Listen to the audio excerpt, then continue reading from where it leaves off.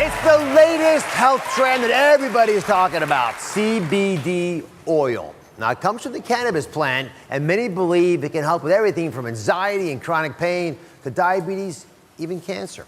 We're in the midst of a CBD oil boom, with products popping up everywhere. Today, Dr. Sanjay Gupta is here to investigate what exactly is CBD oil, and does it live up to the hype?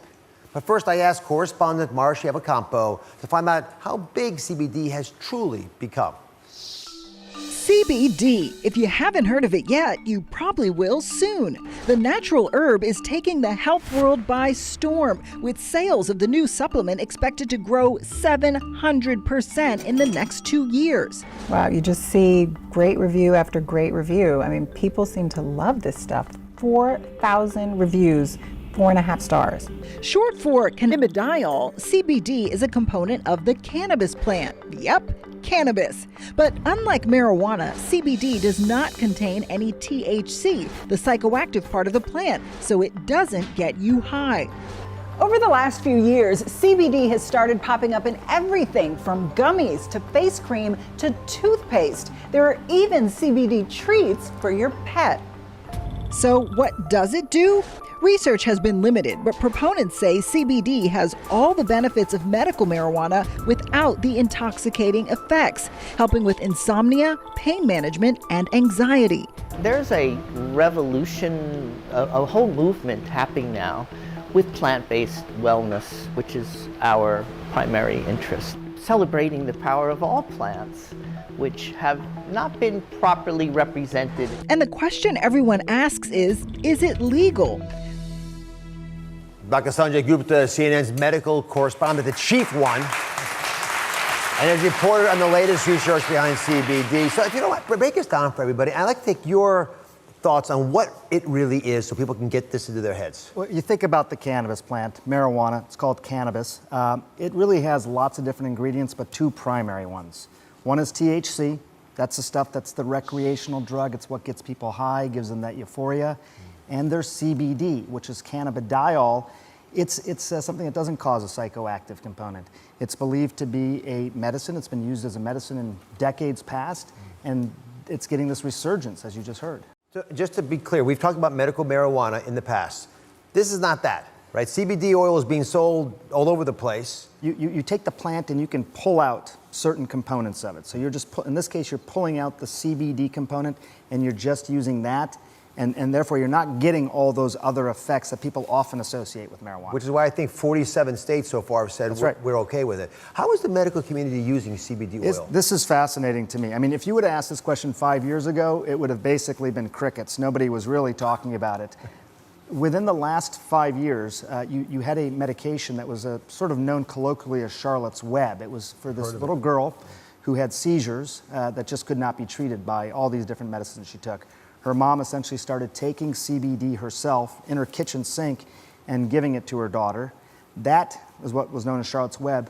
Within 5 years, it's gone from being that idea to now an FDA-approved drug in this country. That's fast. That's never really happened that quickly. The government has approved one CBD oil for one indication. Yes, and this is from the plant. This isn't synthesized in some lab. This is CBD that's actually coming from the plant, from the botanical.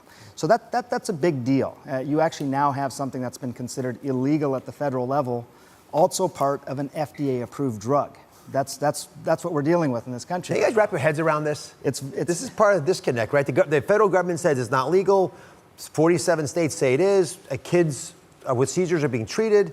I mean, and the FDA says, yes, we'll approve it. Yeah. But still at the federal level, it's illegal. What is starting to gain more traction, I think, really is what's happening with opioids in this country. What they found, Dr. Oz, was that in several states that had approved CBD legislation, they saw their opioid prescriptions start to go down. So that's an area the medical community is really, really focused on. CBD produces so many effects throughout the body based on the fact it can bind to receptors in so many of our different organs, right? Places as far away as the intestinal tract and your arm and your spinal column, up into your brain. And that's why people say it helps them alleviate pain, right? Maybe help with seizures, which is a pretty serious problem for a lot of folks. Anxiety, pretty common problem that we don't want to treat if we don't have to. Even withdrawal from medications, maybe even the opiates, as Sanjay mentioned. Okay. But think about that. People think it can do so many things because of the CBD oil that is in there. It's touching so many parts of our body. And I love your thought that we evolved as species because we had access to these natural plants, and they understandably can affect us. That's right, and the receptors started to evolve in our body as well. We even started making our own form of CBD in our body. But sometimes it's not enough, just like other things aren't enough in our body, and that's why some people seem to get benefit.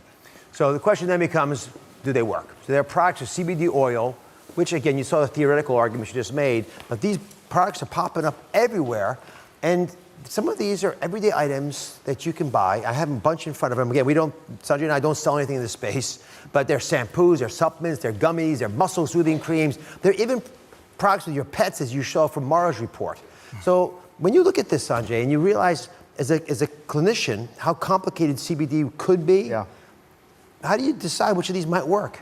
Well, it's interesting. I'll tell you this, I think, in part from a physician's perspective. First of all, I think that there's a legitimate medicine in here. I think we're talking about something that could actually really help people.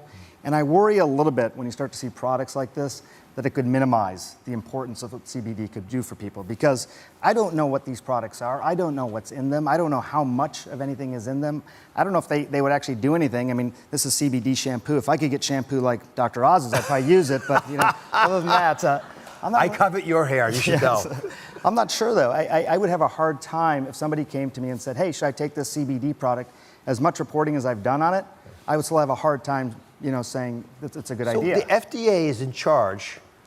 In fact, it's charged by our nation to tell us the answer to that question. What's safe, what's not? Where are they with all these things?